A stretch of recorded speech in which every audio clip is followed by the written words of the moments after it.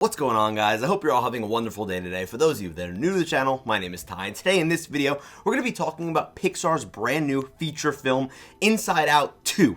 Now listen, I'm a huge fan of the first Inside Out movie. I've only seen it like 2 or 3 times, but I just rewatched it last night, and oh my god, it's so good. But does Inside Out 2 live up to the hype? Listen, I'm just going to tell you that right here in a second. But guys, if you guys like this video, please consider dropping a like, and also, if you want to stick around, hit that subscribe button. We're on the road to 1,000 subs, and I would love to hit it sooner than later. But guys, let me just give it to you straight. I'm just going to kind of hit you with like my thesis here. I think that Inside Out 2 is basically the same as the first movie, but just a little bit less emotional. Do you guys get it?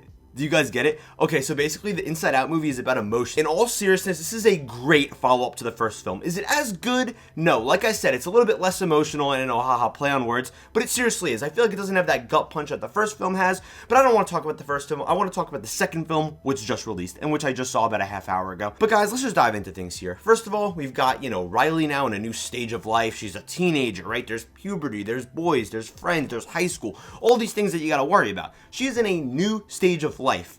And with that comes a lot of complicated things. I mean, for those of you that are like over 13, you know what I'm talking about. But yeah, it's just a great story that kind of just follows up, obviously, like I said, the natural progression of her story from the first film. And I feel like out of all the other Pixar films that, get sequels, whether it's like Incredibles 2, Finding Dory, this is the one that was definitely the most worthy. And I'm not saying that those other ones shouldn't exist, but obviously we're following someone's life. Life is naturally a story. So when we're watching her as like a kid, like 11 years old, going on to puberty, that's like a natural progression. So I think that this is justifiable from its conception, at least, not even talking about the movie itself. Just the fact that it was made, I think it should have been made is basically what I'm trying to say. It makes sense. Like I already said, things obviously get complex as you get older, and that introduces new emotions. That's pretty much like the focus of this film. We have anxiety, embarrassment, boredom, and envy. I think that they're really interesting characters for most of the movie. I feel like it was really the anxiety show, and Maya Hawke, her voice performance was phenomenal in this. She has like this frantic energy, obviously, because that's what anxiety is, pretty much portrays. That's how you feel when you're anxious. You're kind of jumpy, this, that, you're nervous, whatever. She portrays it so well. She has this upbeat, lighthearted voice, very fast, she's very quick. It's great. My only issue, though, and I don't want to dive into, issues immediately, is that it kind of reminds me of Black Adam. And what do I mean by that? In the Black Adam movie, they introduced the Justice Society, which was also 4 brand new characters, just like this. There was Hawkman, Dr. Fate, Cyclone, and another girl. The only issue is, most of the focus was only on Dr. Fate and Hawkman, and Cyclone and the other girl got like no screen time and had nothing to do.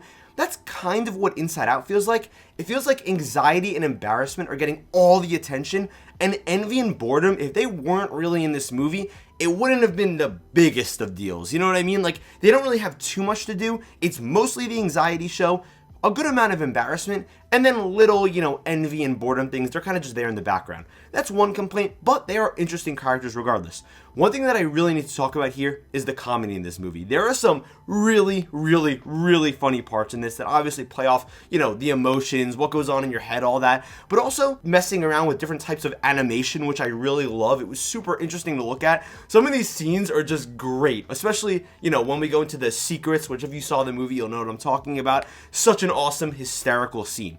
The plot here, like I already said, kind of the same as the first movie. It's like, hey, we need to get back to Riley's headquarters, or well, to the headquarters. And, there's nothing wrong with that, because it's like, how much could you really do? And, in the first movie, obviously, it's just that joy leaves. But now, all the core emotions left, and it's like anxiety is just ruling the show, which I'm sure that a lot of people can relate to, and you see that portrayed through Riley. Speaking of Riley, I feel like we definitely get a lot more Riley in this compared to the emotions. Like, it feels more 50-50, and don't get me wrong, in the first movie, we saw a ton of Riley, right? Obviously, she's literally the person that's being controlled here, but it feels like we get to see her on her own a little bit more, if that makes sense. Like, we're not just constantly jumping back and forth to her head, which I thought was pretty nice, because in a way, it almost feels like we have kind of 2 storylines going together, even though they obviously are interwoven with, what anxiety is controlling the panel, and when joy is controlling the panel, and all that. Bunch of great gags that come with that, of course, and again, like I already alluded to, there is an emotional element here, right? Especially,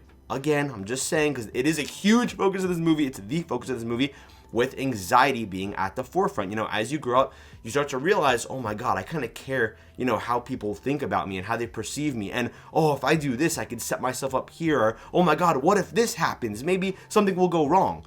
Obviously, that's a natural thing that a lot of people go through. I can totally relate to that, especially maybe over the course of the past like 2 or 3 years. I feel like I could really relate to that a lot more. I'm much older than 13, but I'm just saying, I feel like now at this point in my life, I could see myself kind of getting worked up over certain things, honestly, and going through that anxiety. And the way that they were able to portray it, I was able to relate to so well. And I think they did it in such a great way. It wasn't like corny or like overbearing. I think that it made you feel stressed. And it made you feel stressed for her, especially because, like I said, a lot of people go through that. And, you know, you can really relate to that. I think it was portrayed very well. Like, the way that, you know, they just made it so tense and so like, oh my God, anxiety. Because quite honestly, the character of anxiety is super annoying. And that's how it should be. Another complaint I probably have here is that it feels like we didn't really see anything new in this movie necessarily. And don't get me wrong, we have like our new little areas that we go to, but obviously the first movie had the benefit of just being the first movie. So obviously everything that we were seeing was new, whether it's the headquarters, the islands, just what Riley's doing, our characters, how everything works. The world building was able to be fleshed out more.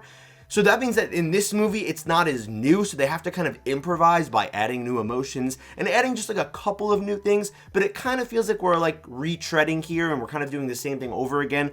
But the first Inside Out movie was great, and obviously, like I said, different point in your life. We're going with, you know, different characters here and seeing how they're controlling Riley and stuff.